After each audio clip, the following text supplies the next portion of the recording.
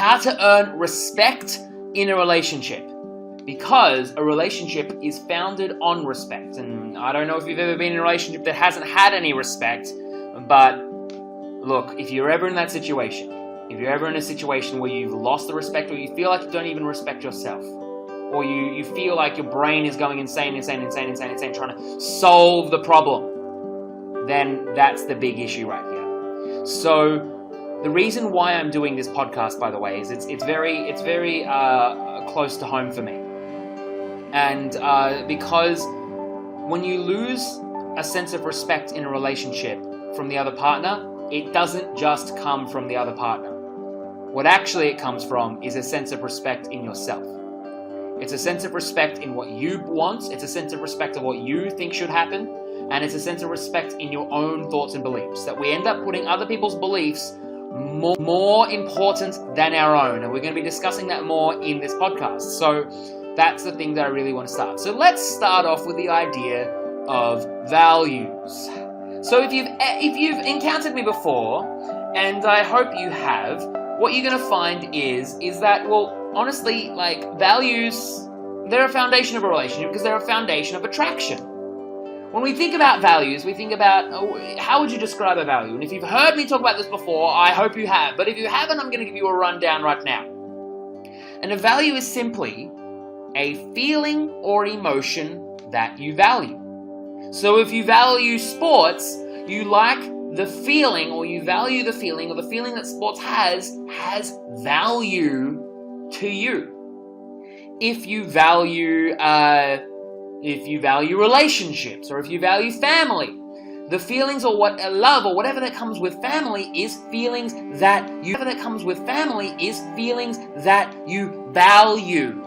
And if you want someone to respect you or value you, then it comes from them valuing you, valuing the feelings that you give them. But no one is going to value you unless you do. No one is going to respect your time unless you do. No one is going to respect your standards unless you do. So one of the biggest values I want to invite you to consider is personal respect and following your own path.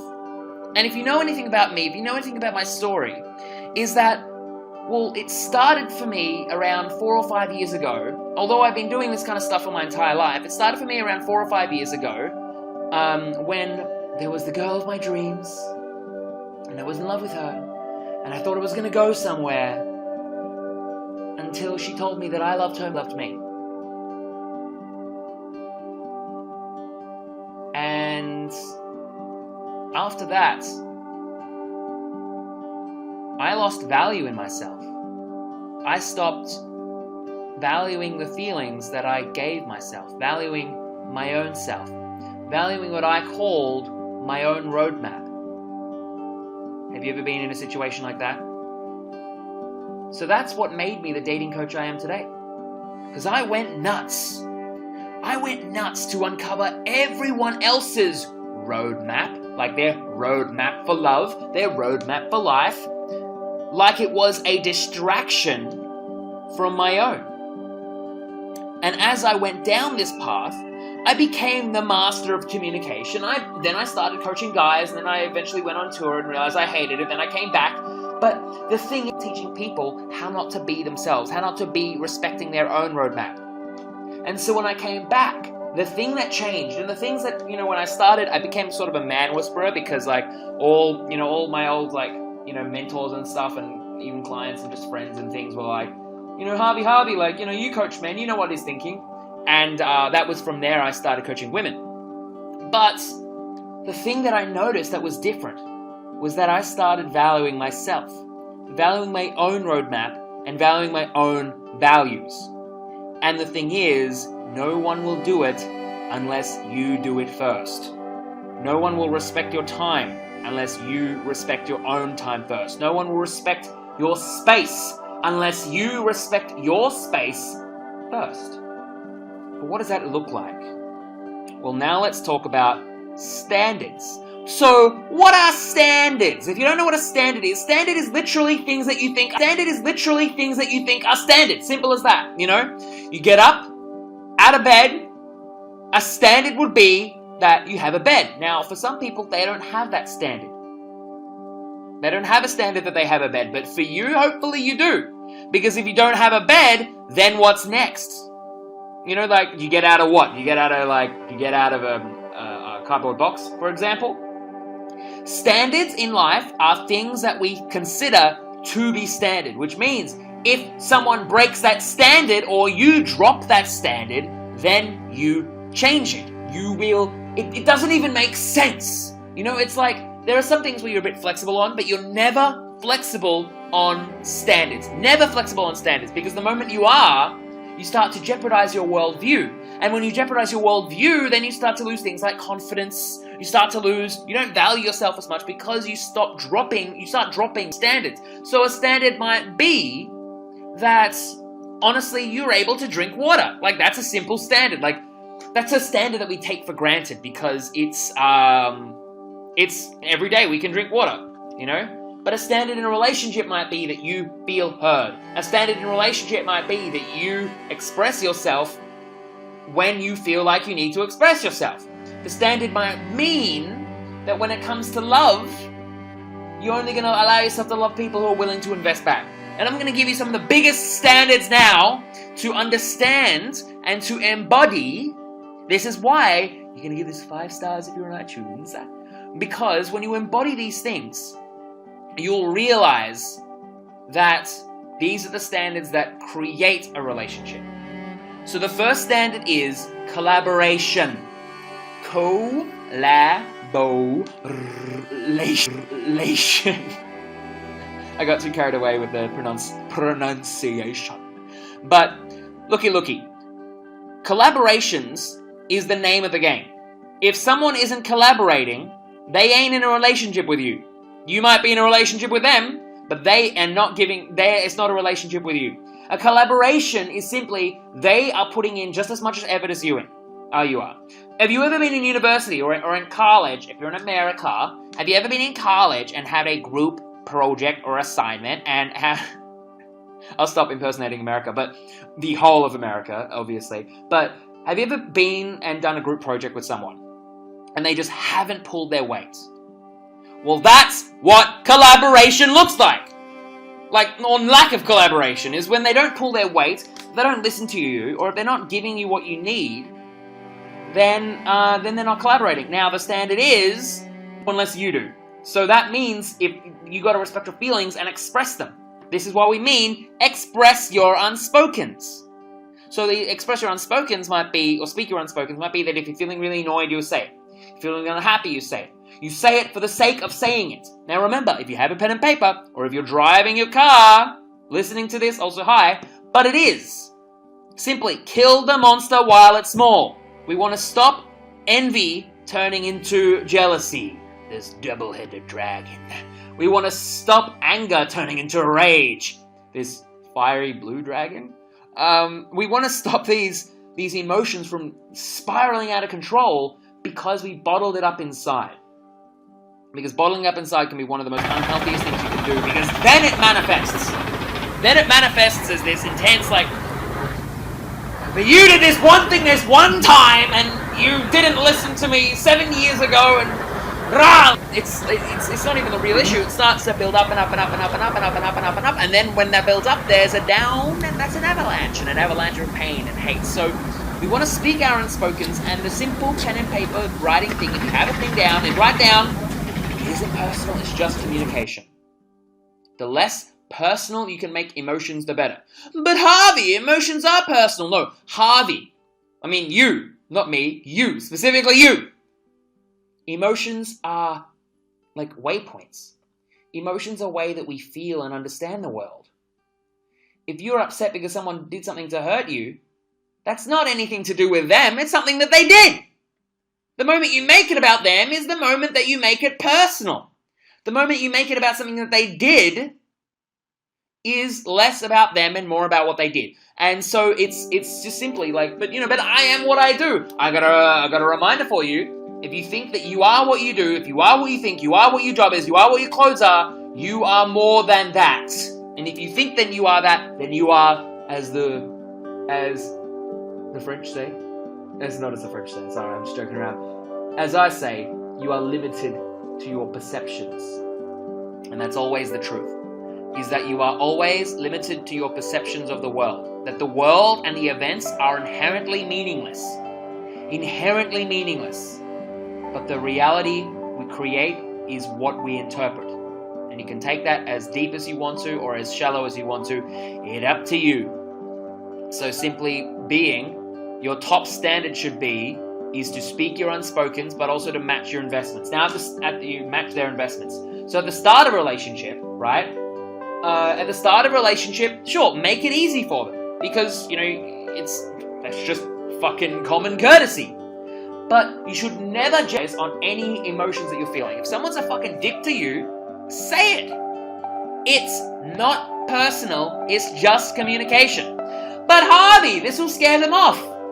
If you didn't say it now and it scared them off, if you said it now and it scared them off now, when you're together later, it'll fucking scare them off then. So what do you want?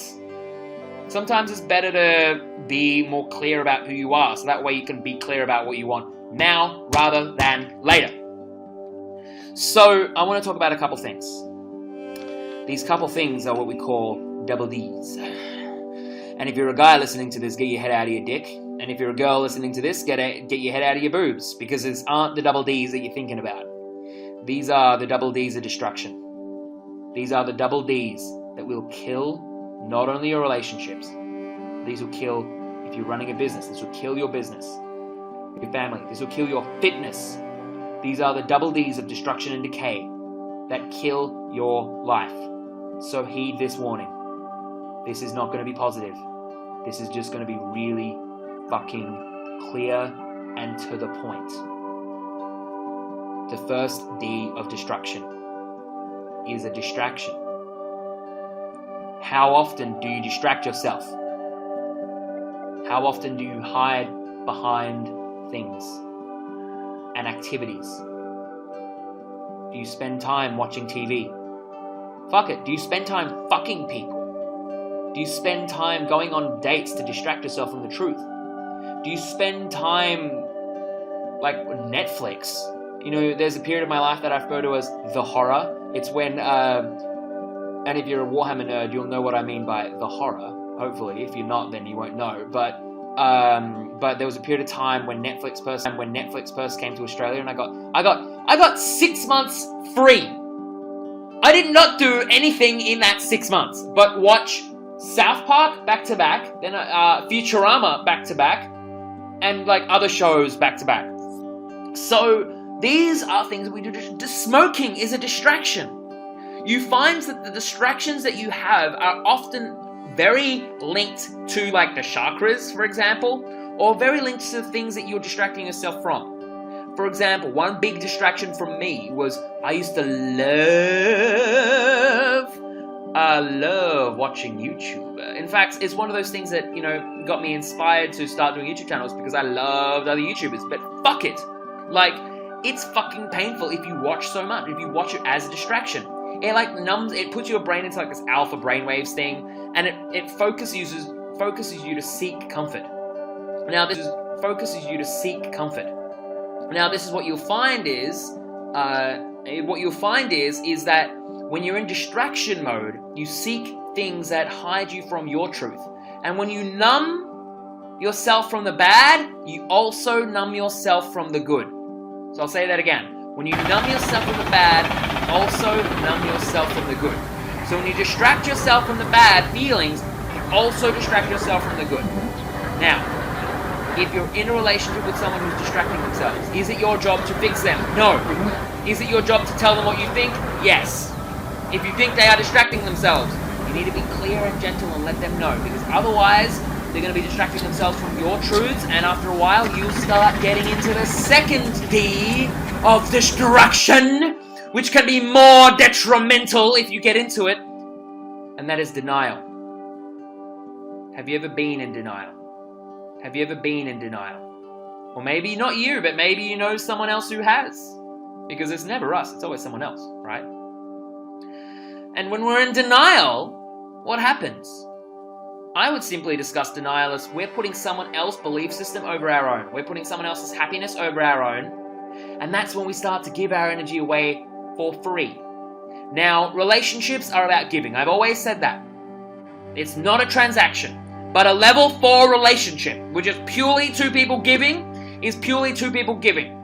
And it will not happen unless you give to yourself and you demand a certain sense of respect. And that certain sense of respect is that when you give, that other person gives back to you. It's not a transaction, it's just giving. So another way of putting it is that if someone's not willing to listen to you, then you then match them in accordance. Think of it like financial investment. Two businesses, and I think I spoke about this in the last week's podcast actually, two businesses, when they invest in each other, they create something that's called synergy or synergistic. And sex equals synergistic energy exchange. So you're always looking for relationships that are synergistic, that are the creation, that you put together something that's more than what you had before. Simply put, that the stuff that you get out is 10 times better than what you put in. For both parties. Anything less is a transaction. And denying the truth is denying your truth. And then when we start to deny ourselves, we put their value system over our own, then we start to go insane. We start to micromanage ourselves because we have two belief systems in our head. We've got our what we believe just and right.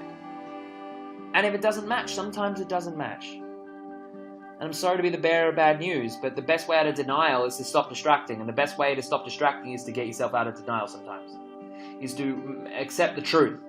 The truth is that maybe it's a mismatch. And maybe it's a mismatch right now. And sometimes people in denial are often thinking, but Hardy, if I just wait, and wait, maybe they'll pick me. Sometimes the fact that you wait is the reason why they don't pick you. So you gotta go for what you want.